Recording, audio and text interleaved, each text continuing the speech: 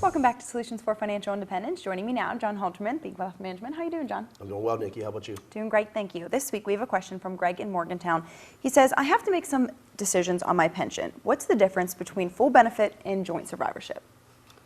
Well, Greg, I'm going to assume that you're a married man because basically the difference is whether you take the money for only yourself or whether you take a reduction of your benefit and you leave something for your spouse. Okay. So to kind of make it simpler, let's say your monthly benefit was $2,000 a month.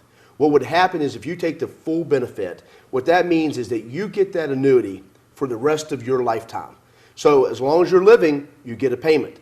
The day you pass away, nobody else gets anything else.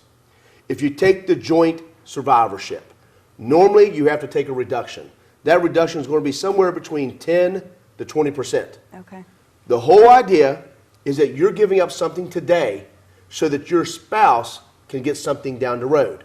Now, some benefits have 75, some have 100, some have 50, so there could be different options. But typically, the more you reduce the amount by, the higher the spouse. So typically, if you're trying to get 100% benefit, if it's offered, then that means typically you'll take a 20% reduction. So in this case, instead of getting $2,000 a month, you're going to get $1,600 a month. But upon your death, your spouse would also get $1,600. And so they would get that for the rest of their life.